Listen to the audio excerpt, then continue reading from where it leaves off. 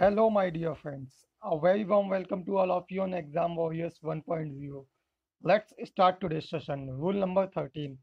Rule number 13 related है now that, being that, in as much as. इसका हिंदी में मतलब इन तीनों वर्ड्स का होता है now that, being that, in as much as का मतलब होता है क्योंकि. ओके. और ओनली एक जब कंजक्शन की तरह वर्क करता है तब इसका मतलब होता है बट.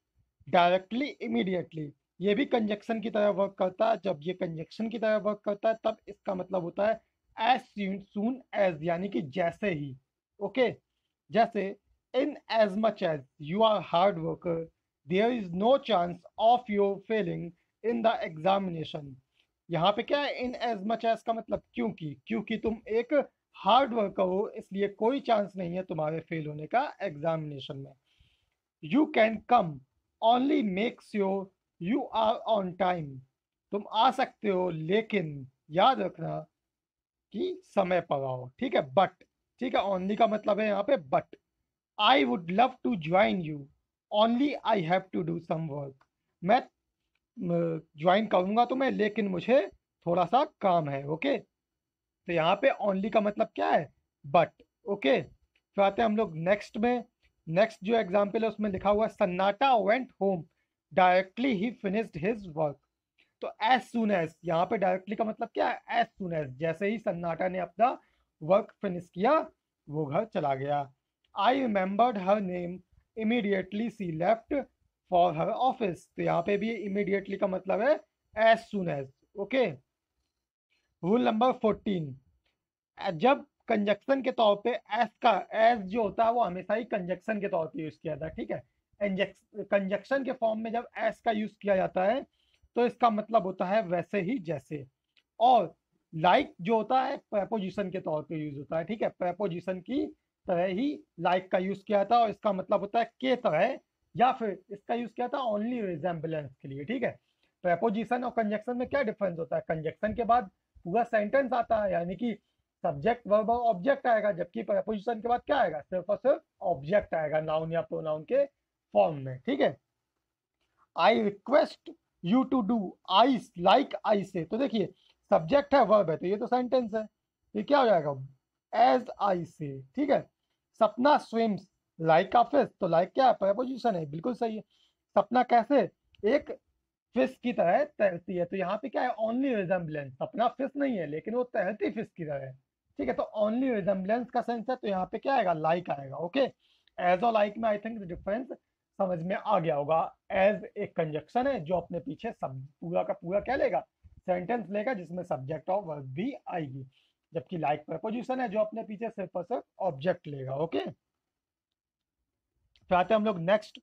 बिकॉज और बिकॉज ऑफ, और इन केस ऑफ, डेस्पाइट और ऑल्दो का केस. ओके. बिकॉज ऑफ में एक डिफरेंस होता है. बिकॉज क्या है, कंजक्शन है, और बिकॉज ऑफ प्रपोजिशन है. इन केस कंजक्शन है, इन केस ऑफ प्रपोजिशन है. डेस्पाइट प्रपोजिशन है, ऑल्दो एक कंजक्शन है. ओके. ठीक है. और बिकॉज का मतलब होता है कंजक्शन में क्योंकि, बिकॉज ऑफ प्रपोजिशन है के कारण, इन केस जब कंजक्शन की तरह होता है अगर ऐसा हो जाए तो, और इन केस ऑफ एक प्रपोजिशन है इसका मतलब होता है के स्थिति में. डेस्पाइट का मतलब होता है नॉट विथ स्टैंडिंग, यानी कि के बावजूद, in spite of. Okay. Although का मतलब होता है हालांकि, यद्यपि. ऑल्दो क्या होता है, कंजक्शन होता है. ओके. तो आते हैं हम लोग इसके मोस्ट इंपॉर्टेंट एग्जाम्पल्स पे. I lost everything because your mistake. तो योर मिस्टेक क्या है बताइए, एक सेंटेंस है या फिर एक नाउन या फिर प्रोनाउन है, यानी कि ऑब्जेक्ट है, सीधी सी बात है. यहाँ बिकॉज ऑफ आएगा ना कि बिकॉज आएगा. ठीक है. तुम्हारी मिस्टेक के कारण मैं सब कुछ खो चुका हूँ. You will be awarded because of you have done well. तो यहाँ पे ऑफ नहीं आएगा, because you have done well, क्योंकि ये पूरा का पूरा सेंटेंस है. तो यहाँ पे प्रपोजिशन यूज ना होकर के कंजक्शन का यूज क्या है किया जाएगा, तो यहाँ पे बिकॉज आएगा. ठीक है. In case of I run short of money I have taken my ATM. In case I run short of money, of नहीं आएगा क्योंकि इन केस ऑफ एक प्रपोजिशन होता है और यहाँ पे हमें कंजक्शन की जरूरत है. In case of power failures. तो देखिए पावर फेलियर क्या है, नाउन है, यानी एक ऑब्जेक्ट है, सिंपल है, कोई सेंटेंस तो है नहीं. तो यहाँ पे ऑफ ना आकर के, सॉरी ऑफ बिल्कुल ही सही है क्योंकि यहाँ पे हमें प्रेपोजिशन की ही जरूरत है, तो ये सेंटेंस बिल्कुल ही सही है। ठीक है, despite I worked hard I could not succeed, तो आई वर्कड हार्ड पूरा का पूरा सेंटेंस है, तो यहाँ पे किसकी जरूरत है हमें? कंजक्शन की जरूरत है, ना कि प्रेपोजिशन की। तो यहाँ पे क्या आएगा? ऑल्दो। ऑल्दो हिज एफर्ट्स नहीं आएगा, डेस्पाइट हिज एफर्ट्स आएगा, क्योंकि यहाँ पे हिज एफर्ट्स क्या है? सिर्फ और सिर्फ एक नाउन है। ठीक है, और तो कुछ है नहीं। हिज एफर्ट्स क्या है? एक ऑब्जेक्ट है। ऑब्जेक्ट कौन लेता है? प्रेपोजिशन। कंजक्शन सब्जेक्ट और ऑब्जेक्ट और वर्ब पूरा का पूरा एक क्लॉज लेता है। ओके, अब आते हैं रूल नंबर 16, जो कि आज के सेशन का लास्ट है। हम लोग हर सेशन में सिर्फ और सिर्फ 4 रूल ही कवर करेंगे। It was plus time expression. जब इट वॉज प्लस कोई भी टाइम एक्सप्रेशन आ जाता है तो कंजक्शन व्हेन का यूज किया जाता है।